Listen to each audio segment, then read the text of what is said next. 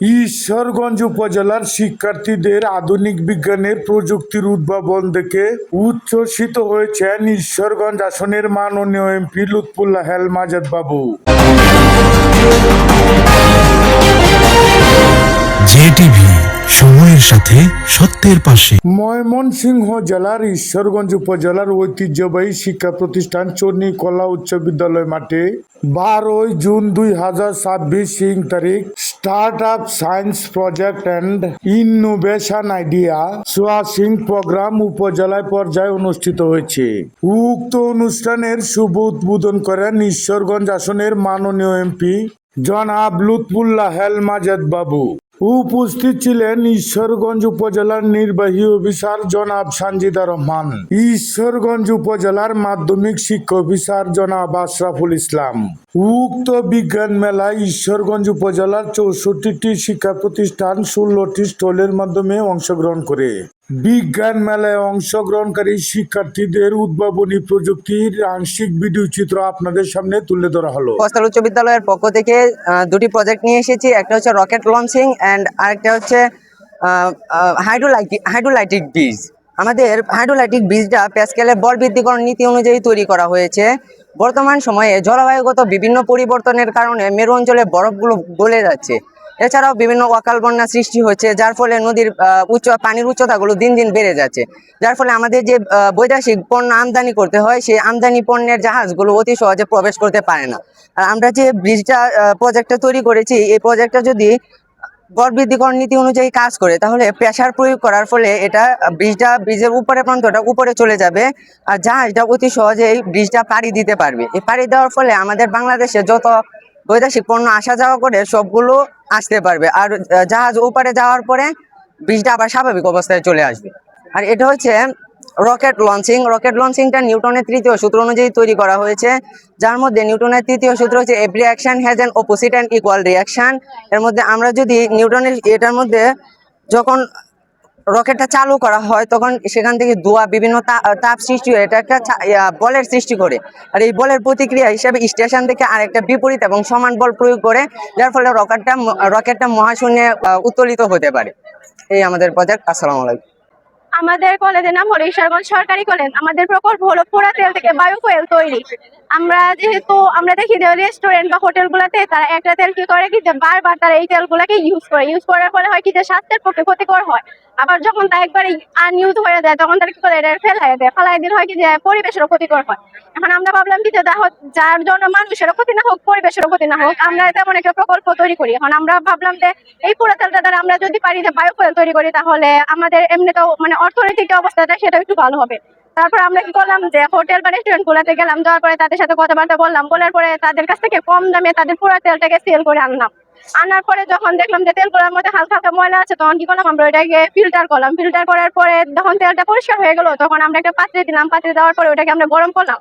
গরম করার পরে যখন তেলটা ফুটতে শুরু করছে, তখন আমরা এটার মধ্যে সোডিয়াম হাইড্রোক্সাইড আর মিথানল অ্যাড করছি। অ্যাড করার পরে হয়েছে যখন তেলটা একবারে পুরোপুরি সুন্দর করে ফুটতে শুরু করছে, তখন আমরা ওই তেলটা যখন ফুটার পরে একবারে হয়ে যায়, যে বুঝলাম যে সব কেমিক্যাল একসাথে মিক্সড হয়েছে। তারপর আমরা এটাকে নিচে নামায় রাখলাম। নামানোর পরে যখন একটু ঠান্ডা হয়েছে, তখন আমরা এটাকে আবার ছাঁকলাম। ছাকার পরে আমরা এটাকে তলানি করার জন্য রেখে দিলাম। যদি কোনো টুকিটাকি ময়লা থাকে, তাহলে ওই ময়লাটা নিচে তলানি করে যাবে। তলানি করার পরে ওই ময়লাটা আর তেলটাকে আমরা আলাদা করে দিই। আলাদা করার পরে আমরা ওই তেলটার মধ্যে পরপর 3বার পানি দিয়ে 3বার করে ঝাঁকি দিই। ঝাঁকি দেওয়ার পরে হয় কি তেলটা একবারে ফিল্টার হয়ে যায়, মানে তেলের মধ্যে আর কোনো মানে অবিশুদ্ধ ক্ষতিকর পদার্থ নাই। তাহলে হয়েছে কি আমাদের তেলটা পুরো বায়োফুয়েল তৈরি হয়ে গেছে। আর আমরা এটাকে যদি ইউজের ক্ষেত্রে হলো গিয়ে আমরা এটাকে এই যে পানি সেচের যে পাম্প গুলা বা পাওয়ার টিলার গুলো আছে, আমরা ওইগুলোর মধ্যে ইউজ করবো, যাতে কৃষক ভাইদের হয় কি যে কম টাকা দিয়ে তারা ওই বায়োফুয়েলটাকে কিনতে পারে। এমনিতে তো ডিজেলের দাম 160 টাকা মেবি। এখন 160 টাকার মধ্যে আমরা এটাকে 80 টাকাতে সেল করবো। আমরা 65 টাকা খরচ করে পুরো তেলটাকে প্রসেসিং করে এই বায়োফুয়েল তৈরি করতে। এখন 65 টাকা খরচ করলে আমরা আমাদের নিজের লাভ আর কেমিক্যাল গুলার কিনা টাকা দিয়ে আমরা 80 টাকা লাভে সেল করে দেবো। সেল করার পরে হচ্ছে আমরা এটা কার্বনের যে পরিমাণটা, আমাদের এটার মধ্যে কার্বনের পরিমাণ অনেক কম থাকবো, কালো ধোঁয়ার পরিমাণও কম থাকবো। যার ফলে আবার হচ্ছে কি ইঞ্জিনের মধ্যে যে লুব্রিকেটিংটা, এটা লুব্রিকেটিংয়ের পরিমাণটাও বাড়িয়ে দিব। বাড়িয়ে দেওয়ার পরে আর হয়েছে এটা অনুপাতটা, আমরা যদি এটা অনুপাতের কথা বলি, আমরা যেহেতু এটা এখানে ছোট পরিসরে করছি, সেজন্য আমরা সেটাতে 50 গ্রাম তেলের মধ্যে 0.25 থেকে 0.35 গ্রাম সোডিয়াম হাইড্রোক্সাইড নিচ্ছি। আর হলো যে প্রায় গ্রামের মতো মিথানল নিচ্ছি। মানে পরিবেশ বান্ধব সৌর মোবাইল চার্জার দিয়ে সৌর বিদ্যুতের সাহায্যে আর কি ফোন চার্জ করা যাবে। আবার এখানে মানে যেদিন মানে মেঘলা দিন থাকবে ওই দিন আবার একটা ব্যাটারি সেট করা আছে, এই ব্যাটারিতে মানে সৌর বিদ্যুৎ মানে চার্জ স্টোর করে রাখা যাবে। আমি সবুজ গার্লস স্কুল থেকে এসেছি।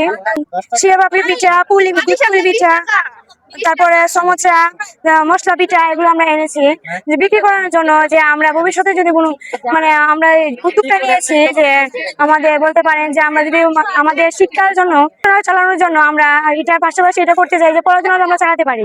আমি মল্লিকপুর লক্ষ্মীগঞ্জ উচ্চ বিদ্যালয়ের পক্ষ থেকে দুটি প্রজেক্ট নিয়ে আসছি। একটি হইতেছে ভাসমান বন্যা প্রবল এলাকায় ভাসমান গড়, আর একটি হইতেছে একটা আধুনিক খামার। প্রথমে আসি খামার। বর্তমানে দেশে বেকারত্ব অনেক বেশি, আর খামার করে মানুষ লাভবান হতে পারছে না। সেই জন্য আমি একটা ইউনিক আইডিয়া নিয়ে আসছি। প্রথমে খামাররা সরিষা চাষ করবে। সরিষা চাষের মধ্যে এখানে মধু চাষ করতে পারবো। সরিষা চাষ করার পর, সরিষা ফলনের পর তারা একটা মেশিনকে দিয়ে খেয়াল তৈরি করবে। খেয়াল পাশাপাশি খৈলও উৎপন্ন হবে। খেয়াল বাজারজাতকরণ করবে। খৈল এখন বর্তমানে গরু পশুপালন, গরু মাছ পশুরে খাবার তখন গরুরা খাওয়াবে। গরু খাওয়ার পরে গরু থেকে দুধ পাওয়া যাবে। সেই দুধ দিয়ে ঘি এবং দই তৈরি করা হবে। সেই দই বাজারে রপ্তানি করা হবে। গরুর গোবর দিয়ে বায়ো প্ল্যান্টের মাধ্যমে বায়োগ্যাস তৈরি করা হবে। আর বায়োগ্যাসের পরে যে গোবরের উৎকৃষ্ট থাকবে তা জৈব সার হিসাবে আমরা আবার ফসলের জমিতে ব্যবহার করব।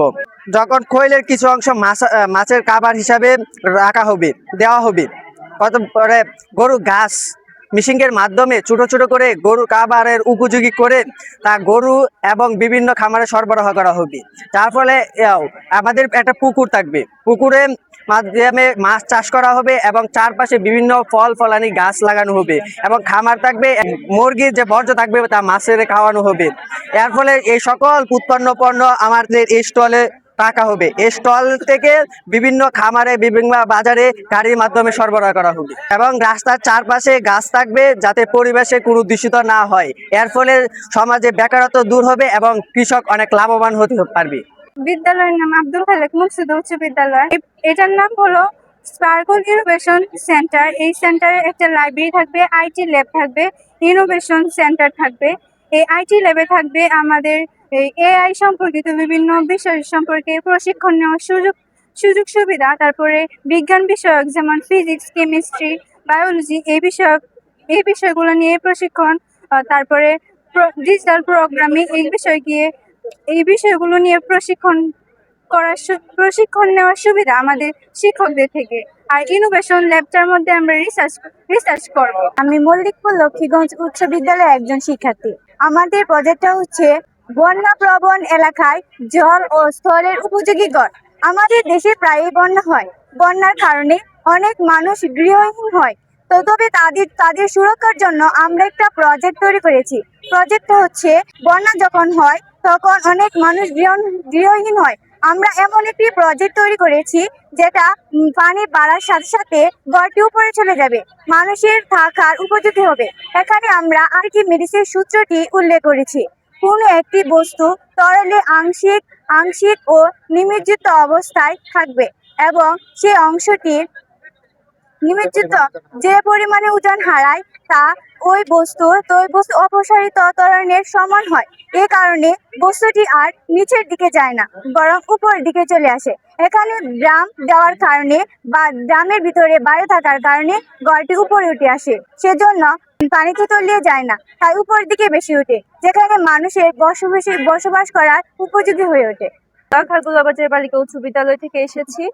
আজ আমরা একটি বিজ্ঞান প্রকল্প নিয়ে এসেছি, যে প্রকল্পটির প্রজেক্টের নাম হচ্ছে automatic smart street light system using Arduino. এটি হচ্ছে আমাদের দেশে অতিরিক্ত বিদ্যুৎ সংকট হয়, যে কারণে আমাদের গ্রামের মধ্যে সচরাচর বিদ্যুৎ পাওয়া যায় না, লোডশেডিং হয়। এটার দ্বারা বিদ্যুৎ সঞ্চয় হবে, লোডশেডিং হবে না, অপচয় রোধ হবে। এই যে এদিক দিয়ে দিলে এই যে এটা যখন এদিক দিয়ে যাইবো তখন এই যে লাইট গুলো জ্বলবে, মানে মানুষ অথবা যানবাহনের উপস্থিতিতে লাইট জ্বলবে। আর মানুষ অথবা যানবাহন যদি না থাকে তাহলে মানে অটোমেটিক্যালি লাইট অফ হয়ে যাবে আর কি।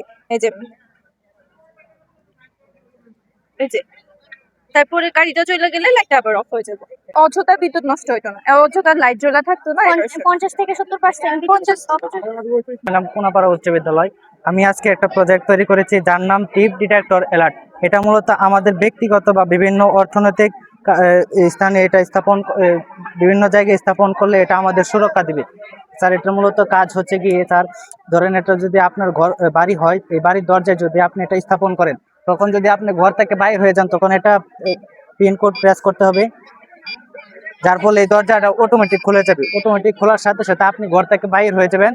ঘর থেকে বাইর হওয়ার পর আপনি দরজাটা লাগিয়ে দিবেন, অটোমেটিক এটা বন্ধ হয়ে যাবে। তারপর যদি চোর আপনার ঘরে বা অন্য কেউ আপনার ঘরে প্রবেশ করতে চায় তাহলে আপনার এটা মূলত আপনার মোবাইলের সাথে কানেক্ট থাকবে এবং এটা লাউড স্পিকার সাইরেন থাকবে, যেটা মূলত উচ্চস্বরে আওয়াজ করবে, যার ফলে প্রতিবেশী জানতে পারবে যে আমার ঘরে মূলত চোর এসেছে বা এবং যার ঘর সে তার মোবাইলে একটা কানেক্টিভিটির মাধ্যমে একটা সিগন্যাল দেবে, যার মাধ্যমে সে বুঝতে পারবে যে আমার ঘরে চোর এসেছে। এটা মূলত যার ঘর তার মোবাইলে একটা সরাসরি একটা সিগন্যাল দেবে যে তার ঘরে চোর প্রবেশ করেছে। এটা মূলত যদি আমাদের বিভিন্ন সব বিভিন্ন মার্কেট বা বিভিন্ন জুয়েলারি স্থান বা বিভিন্ন এই ব্যাংকে এটা স্থাপন করা যায় তাহলে আমাদের ব্যক্তিগত বা প্রাতিষ্ঠানিক সম্পদ সুরক্ষিত থাকবে।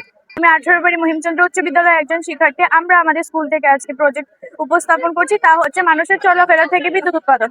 আমাদের এই প্রজেক্টে রয়েছে একটি রাস্তা, এই রাস্তার নিচে রয়েছে পাইজো ইলেকট্রিক একটি সেন্সর। এই সেন্সরের উপর দিয়ে আমরা যদি চাপ দিই, এই সেন্সরের উপর হাঁটার সময় মানে চাপ প্রয়োগ করলে তখন এই সেন্সরে চাপ দেওয়ার ফলে এই যে এদিক দিয়ে বিদ্যুৎ উৎপাদন হচ্ছে।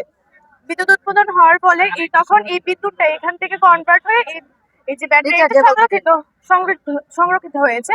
এই ব্যাটারিতে সংরক্ষিত হওয়ার পরে আমরা বিভিন্নভাবে এই যে ফ্যান লাইট চালু করে আমরা এই বিদ্যুৎটাকে আমাদের কাজে লাগাতে পারি। তাছাড়া সিসিটিভি ক্যামেরা থেকে শুরু করে বিভিন্ন জায়গায় আমরা এই বিদ্যুৎটাকে প্রয়োগ করতে পারবো। আমাদের প্রজেক্টের নাম হচ্ছে ঈশ্বরগঞ্জ মডার্ন সিভিলাইজেশন। আমাদের প্রজেক্টে আমরা ব্যবহার করেছি বিভিন্ন নবায়নযোগ্য শক্তি। আমরা চাচ্ছি ঈশ্বরগঞ্জ নবায়নযোগ্য শক্তি নির্ভর হোক এবং আমাদের ঈশ্বরগঞ্জ পরিবেশ বান্ধব হোক। সেই জন্যই আমরা চিন্তা করেছি কৃষি ব্যবস্থা, তারপরে বর্জ্য নিষ্কাশন ব্যবস্থা এবং আমাদের ঈশ্বরগঞ্জে যে কাঁচামাটিয়া নদী সেগুলো যাতে আমরা উন্নতির দিকে নিয়ে যেতে পারি। যেমন মৎস্য অধিদপ্তরে মাছ চাষের পাশাপাশি আমরা পতিত জমিতে শস্য চাষ করতে পারি এবং সেই শস্যে পানি দেওয়ার জন্য আমরা সব সময় যে সেচগুলি ব্যবহার করি সেগুলো 24 ঘন্টা চলে, কিন্তু এই প্রক্রিয়াতে যদি আমরা সেচ ব্যবস্থা রাখি তাহলে যতটুকু পানি প্রয়োজন ততটুকু দেওয়ার পরেই সাথে সাথে স্বয়ংক্রিয়ভাবে মোটরটি বন্ধ হয়ে যাবে। এবং আমরা চাচ্ছি না যে কীটনাশক ব্যবহার করতে, কীটনাশকের বিকল্প হিসাবে আমরা শস্য ক্ষেতে ব্যবহার করতে পারি আলোক ফাঁদে পোকার আকৃষ্ট হবে এবং সেখানে আটকে যাবে, যার কারণে ক্ষেতের কোনো অসুবিধাই হবে না। তারপরে আছে আমাদের পরিবেশের বর্জ্য নিষ্কাশন ব্যবস্থাকে আরো উন্নতির জন্য আমরা এখানে বানিয়েছি বর্জ্য পরিশোধন ফ্যাক্টরি। এই ফ্যাক্টরি থেকে আমরা বিভিন্ন রিসাইকেলিং পণ্য আবার বাজারজাত করব এবং ভারী এবং ছোট কণা যা আছে তা ফ্লোক্লোরেশনের মাধ্যমে আলাদা করব এবং পরিবেশ দূষণ মুক্ত করে যে বিশুদ্ধ পানি উৎপন্ন হবে বর্জ্য পদার্থ হিসেবে সেই বিশুদ্ধ পানি আমরা আবার ফ্যাক্টরিতে ব্যবহার করব। এখানে আছে আমাদের পাওয়ার স্টোরেজ। বিদ্যুতে বর্তমানে অনেক লোডশেডিং হয়, তো এই লোডশেডিং থেকে বাঁচার জন্য এই পদ্ধতি আমরা অবলম্বন করতেই পারি। যেহেতু সোলার প্যানেল এখন বর্তমানে বাজারে খুবই সহজলভ্য, হাতের কাছে পাওয়া যায়, তো সোলার প্যানেল ইউজ করে আমরা যদি একটা পাওয়ার স্টোরেজ বানাতে পারি, ঈশ্বরগঞ্জ পল্লী বিদ্যুৎ যদি সেটাকে সব জায়গায় ছড়িয়ে দেয়, যদি সব জায়গায় ডিস্ট্রিবিউট তারা করতে পারে, তাহলে ঈশ্বরগঞ্জে বিদ্যুতের ঘাটতি আশা করি আর হবে না কখনো। এবং তারপরে আছে আমাদের জলবিদ্যুৎ। আমাদের কাঁচামাটিয়া বর্তমানে মৃত প্রায়, একদমই কোনো প্রবাহ নেই, কিন্তু যদি সঠিকভাবে পরিষ্কার পরিচ্ছন্ন রাখা যায় এবং নদীর প্রবাহ সাথে সাথে এগিয়ে নেওয়া যায় তাহলে জলবিদ্যুতের মাধ্যমেও আমরা ঈশ্বরগঞ্জে বিদ্যুৎ সাপ্লাই দিতে পারবো।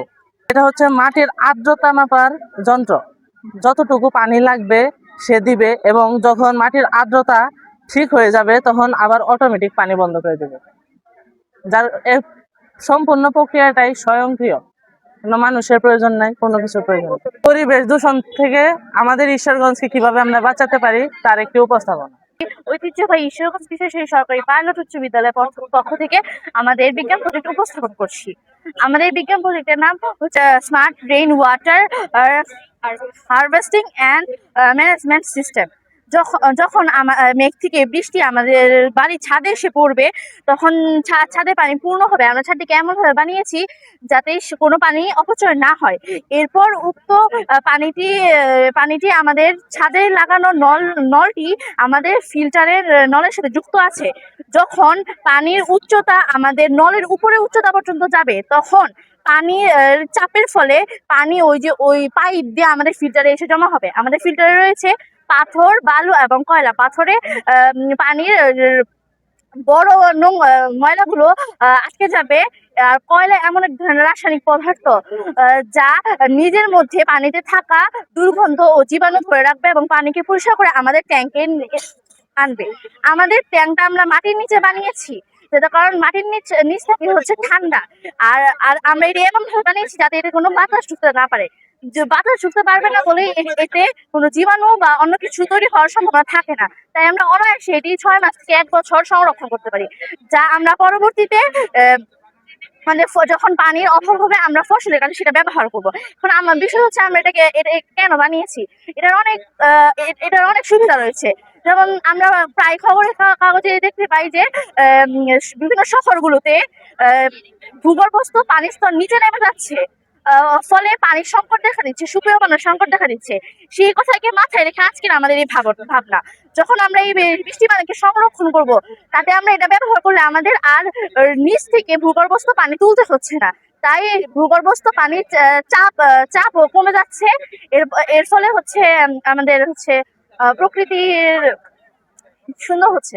আমাদের এই প্রকল্পটার ব্যাপারে আমি যদি কথা বলি, এই প্রকল্পটা হচ্ছে যে আমরা দেখছি যে মাছ চাষের সময় অক্সিজেনের অভাব হয় এবং বেশি ঘনত্বে মাছ চাষ করা যায় না। সেটার জন্য বৈদ্যুতিক এক ধরনের মেশিন আছে যা পানিকে সবসময় রাত্রিবেলাও উলট পালট করে এবং অক্সিজেন তৈরি হয়। তো আমরা বিদ্যুৎ ব্যবহার না করে বা কোনো জ্বালানি ব্যবহার না করে আমরা যাতে অক্সিজেনের সরবরাহ ঠিক রাখতে পারি পানিতে, পুকুরে, এই জন্য আমরা এই যন্ত্রটা আবিষ্কার করছি। এটা হলো কি যে এটা বিদ্যুতের সাহায্যে না, ওই যে বাতাস যখন প্রবাহিত হবে তখন এই পাখাটা ঘুরবে। পাখাটা ঘোরার কারণে পাখাটা যখন ঘুরবে তখন এই যে এই রডের সাথে, কানেক্টিং রডের সাথে নিচে একটা বোল থাকবে। এই বোলটা পানি সংলগ্ন থাকবে এবং এটা যখন ঘুরবে, পাখাটা যখন ঘুরবে তখন এই বোলটা উপর নিচ করবে। উপর নিচ করার ফলে যে ঢেউ তৈরি হবে, এই ঢেউয়ের ফলে অক্সিজেন তৈরি হবে এবং এই অক্সিজেনের অধিক পরিমাণ অক্সিজেন সরবরাহ করতে পারলে অধিক ঘনত্বে কম জায়গার মধ্যে বেশি মাছ উৎপাদন করা যায়। আমাদের এই প্রজেক্টটা আমরা মনে করি মৎস্য চাষে এটা উপকারী ভূমিকা রাখবে। এটা হচ্ছে একটা ব্রিজ। ওই ব্রিজটা এটা একটা ব্রিজ এবং এটা মেনলি তৈরি করা হয়েছে যে বন্যা সতর্কীকরণ হিসাবে। ওইখানে একটা ডিভাইস আছে, ওই ডিভাইস পর্যন্ত যখন পানি পৌঁছে যাবে তখন অটোমেটিক ওই ব্রিজটা উপরে উঠে যাবে এবং যাতে পানি যেতে সহজ হয়। আর পাশাপাশি কৃষকের মোবাইলে মেসেজ যাবে যে পানি এই পরিমাণে বেড়ে গেছে, সুতরাং বন্যা আসতেছে এবং তার কি করণীয় সেটা সে নির্ধারণ করতে পারবে।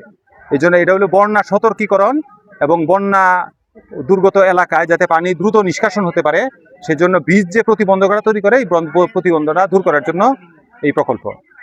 স্টার্ট আপ প্রকল্পের আওতায় আমরা করেছি যে আমরা স্কুলের শিক্ষার্থীদের নিয়ে আমরা একটা সমিতি করব। এই সমিতির মাধ্যমে প্রত্যেক ছাত্রকে উদ্বুদ্ধ করব বাড়িতে একটি বাগান করার জন্য। যে বাগানটার মধ্যে যেমন বাহারি গাছ থাকবে, পাশাপাশি বিভিন্ন সবজি গাছ থাকবে। এই সবজি গাছের মাধ্যমে তার পারিবারিক যে সবজি চাহিদা আছে সেটা পূরণ করতে পারবে। এখন আমরা ওই বাগানটার যে বেনিফিটগুলি হবে, যে বাগানটা যদি আমরা সমিতির মাধ্যমে করি তাহলে হবে কি আমরা কৃষি কর্পোরেশনের সাথে যোগাযোগ করি, কৃষি অফিসের সাথে যোগাযোগ করে উন্নত প্রযুক্তি এবং উন্নত ফসলের যে বীজগুলি আসে সেইগুলি আমরা একসাথে নিয়ে আমাদের বাচ্চাদের মাধ্যমে কিছু কিছু করে বিতরণ করতে পারবো, যাতে করে তারা উন্নত প্রযুক্তিটা তাদের বাড়িতে রোপণ করতে পারলো এবং এটা দেখে অন্যরা উৎসাহিত হবে। পাশাপাশি এটার প্রতি তাদের একটা নেশা জন্মাবে, বাচ্চাদের একটা নেশা জন্মাবে। প্রতিদিন সেটার খোঁজ খবর নিবে, এখানে একটু কাজ করবে, বিকালবেলা তার রিক্রিয়েশন হবে। এভাবে এই বাগানটা তাকে এক ধরনের মানে রিক্রিয়েশনের ব্যবস্থা করবে, যেমন অর্থনৈতিক মানে চাহিদা পূরণ করবে, পাশাপাশি তার মধ্যে এক ধরনের নেশা তৈরি করবে, করতে যে কিছু সমস্যা তৈরি হবে, এই সমস্যাগুলি সে সমাধান করে করে সে নিজে অভিজ্ঞতা অর্জন করবে এবং এইভাবে সে একটা বড় মানে স্টার্ট আপ করতে পারে। আর ওই ব্যবসার মাধ্যমে একটা ব্যাপক পর্যায়ে সারা বিশ্বব্যাপী এই ব্যবসাটা চালু করা যেতে পারে, যে স্কুল পর্যায়ে ছাত্রদেরকে বাগান উদ্বুদ্ধ করা এবং বাগানগুলিতে বাগানের জন্য উন্নত বীজ এবং বিভিন্ন জিনিস বালাইনাশক বিভিন্ন কিছু সরবরাহ করে তাদেরকে এই বিষমুক্ত সবজি উৎপাদন করতে পারবে। আমি জাতীয় উচ্চ বিদ্যালয়ের 10ম শ্রেণীর শিক্ষার্থী। আমি একটা প্রজেক্ট তৈরি করছি, ওটা মানে জল থেকে আর কি বিদ্যুৎ উৎপন্ন করে আর কি, ঘূর্ণনগতি ভাবে জেনারেটর সিস্টেম আর কি।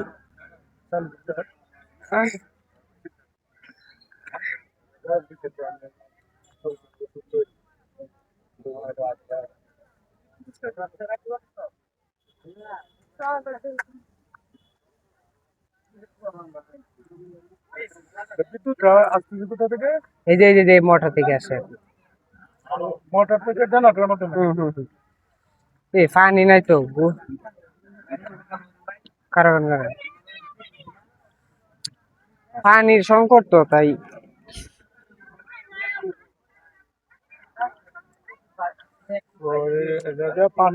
পানি রাখবো, আর পানি থাকতে দেখা যাচ্ছে। তারপরে এটার উপকারিতাটা মানে এটা বিদ্যুৎ উৎপন্ন হয় এই দিক দিয়ে, বাল্ব জ্বলে আর কি।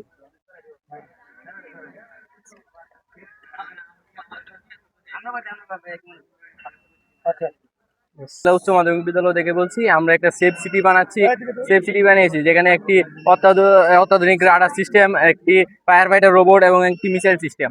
ফায়ার ফাইটার রোবট যদি কোনো কোথাও যদি আগুন লাগে সেটি সেখানে গিয়ে আগুন নিয়ন্ত্রণ করতে পারবে এবং একটি মিসাইল সিস্টেম যার মাধ্যমে শহরে কোনো শত্রু বিমান যদি আসে তা সে ডিরেক্ট করে এই রাডার সিগন্যাল দিবে এবং আমরা সেই মিসাইল লঞ্চ করে সেটিকে ধ্বংস করতে পারবো। আমি মাইজবাগ পাঁচপাড়া উচ্চ বিদ্যালয়ের 9ম শ্রেণীর একজন শিক্ষার্থী।